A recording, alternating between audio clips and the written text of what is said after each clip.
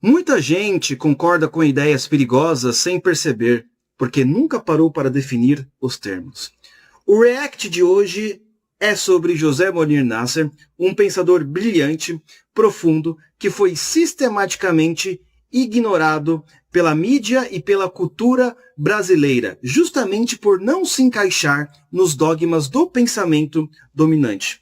E o que ele está discutindo hoje é absolutamente fundamental.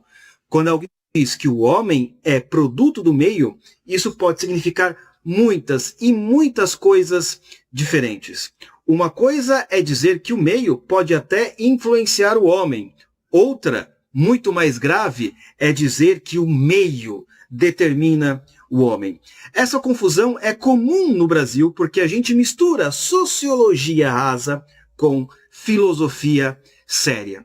E hoje a gente vai falar exatamente sobre este assunto e também iremos falar sobre homem, mulher, cultura, liberdade e responsabilidade.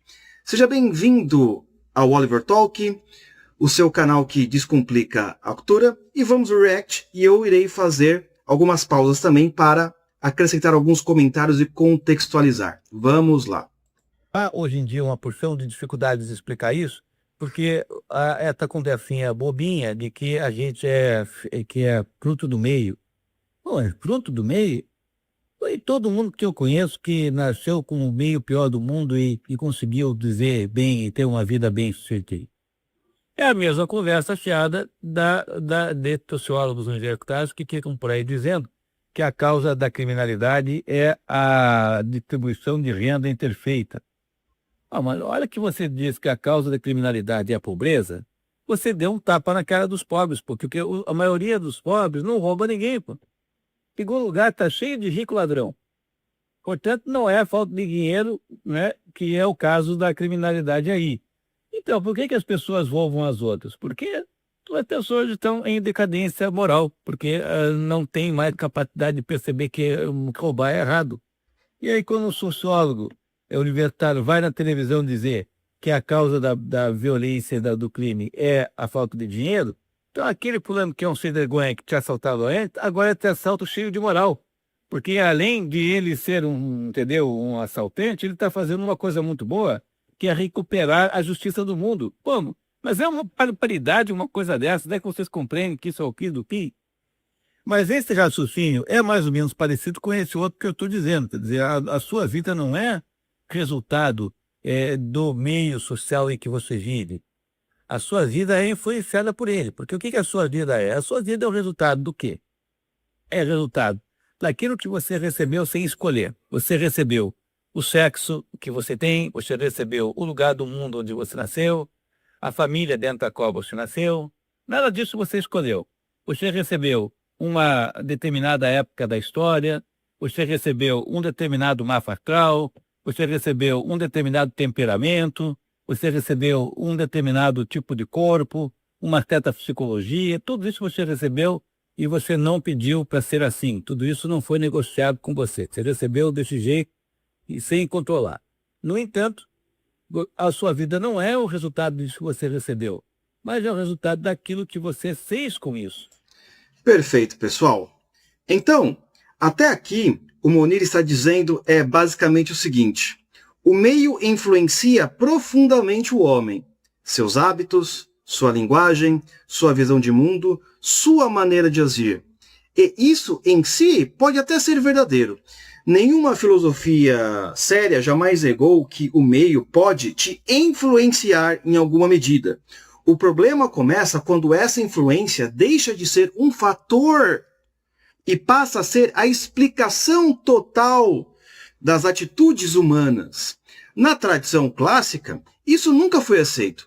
Para Aristóteles, por exemplo, o homem é formado pelo hábito. Sim, mas ele é definido pela sua escolha racional. O hábito inclina, mas quem decide é a inteligência guiando a sua vontade. Séculos depois, São Tomás de Aquino aprofunda isso e deixa ainda mais claro: o meio pode facilitar ou dificultar o bem, mas não elimina a liberdade moral do homem. Ou seja, O ambiente pode pesar, mas não absolve ninguém de culpa. No Brasil, essa distinção praticamente desapareceu. A gente explica a violência apenas pelo contexto social, explica o fracasso escolar apenas pela estrutura, explica a corrupção apenas pelo sistema. E repare no efeito de tudo isso. Ninguém é mais responsável por nada, minha gente.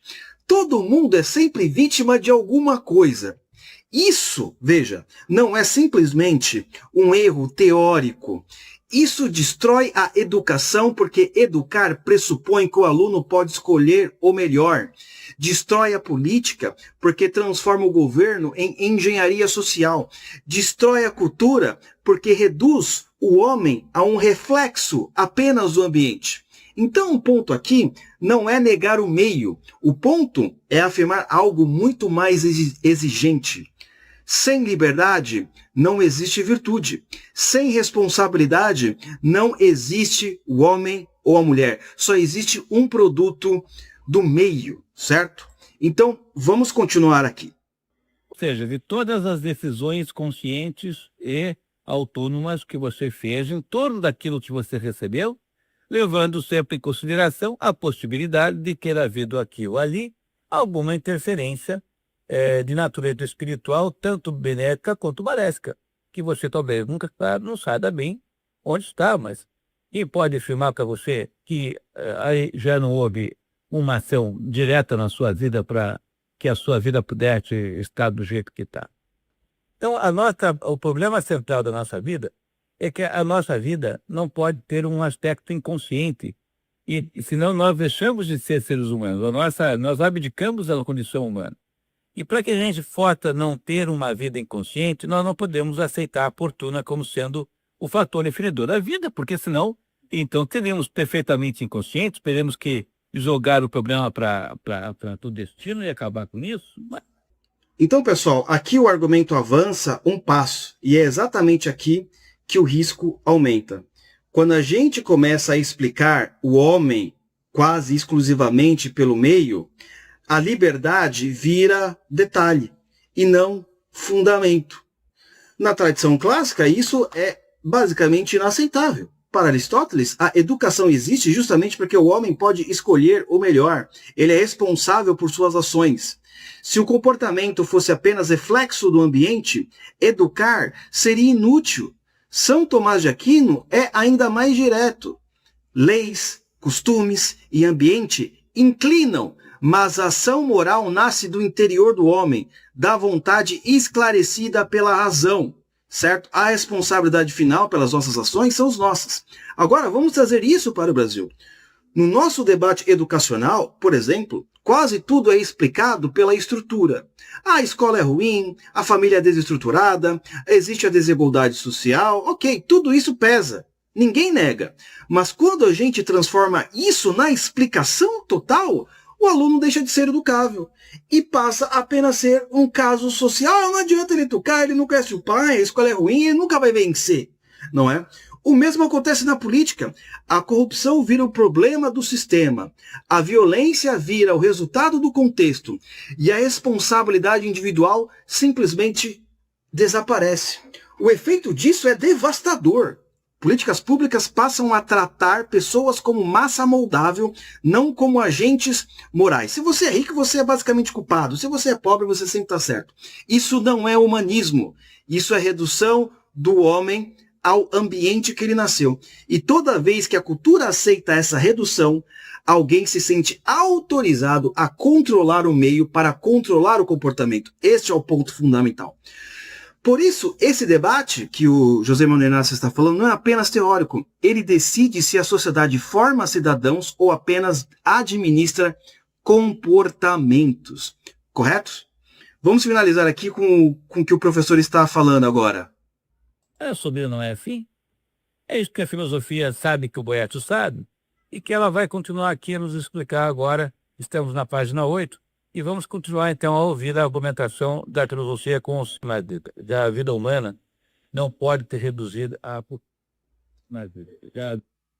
Perfeito, pessoal. Então, aqui o José Monir Nasser acabou de falar. Essa é uma aula sobre o Boécio, tá? A gente tem aqui na playlist um vídeo na qual o José Monir Nasser está falando sobre o Boécio, e eu já expliquei sobre isso, mas para a gente finalizar aqui, dá para a gente ver com clareza onde essa discussão desemboca.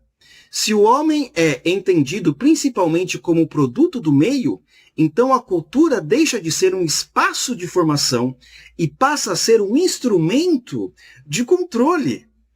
A filosofia antiga, clássica, sempre percebeu esse perigo.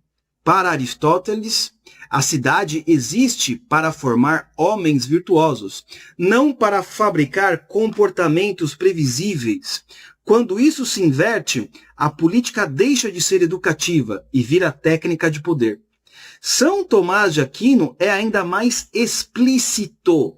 A lei e os costumes devem ajudar ao homem a escolher o bem, nunca substituir a consciência. Quando substituem, o resultado não é virtude, é obediência cega. E não é isso que nós queremos. E no Brasil, a gente vive exatamente esse dilema. Em nome de formar a sociedade, tenta-se controlar a linguagem, o comportamento, o pensamento, a educação e a arte. E tudo passa a ser tratado como engenharia cultural. Isso só é possível porque antes se aceitou a ideia de que o homem não escolhe a verdade, apenas reage ao ambiente. Mas se isso fosse verdade, não faria sentido em falar em conversão, em responsabilidade pessoal, em restauração moral ou cultural. Por isso, toda a restauração cultural começa aqui. Numa visão correta do que é o ser humano, do que é o homem, do que é a mulher. Se o homem e a mulher têm liberdade, a cultura deve formar. Se o homem é só produto, a cultura vai manipular. Essa não é uma discussão acadêmica, minha gente. É a base invisível de tudo o que vem depois. Este é o ponto mais principal na qual José Monir Nasser está falando. E eu preciso deixar uma coisa muito clara aqui. O vídeo original que você acabou de ouvir é ruim tecnicamente. O áudio é ruim, o vídeo é ruim, sem organização, sem contexto. Eu deixei o link do vídeo original aqui na descrição, para vocês entenderem o nível da coisa. E é justamente aí que entra esse projeto de restauração cultural. A ideia aqui é pegar esses conteúdos brutos, mal apresentados, organizar, contextualizar, comentar e entregar isso para vocês de forma inteligível, honesta e formativa. Só que isso tem um custo. Tem também tempo, estrutura, edição e trabalho intelectual. Se você acha que esse tipo de conteúdo vale a pena, a melhor forma de ajudar é simples: virar membro do canal. É só clicar em Seja Membro e escolher um dos planos, e com isso você ajuda diretamente a manter esse projeto vivo e independente. Correto, meus amigos? Essa é, de longe, a melhor forma de sustentar um verdadeiro trabalho de restauração cultural. Muito obrigado e até o próximo vídeo.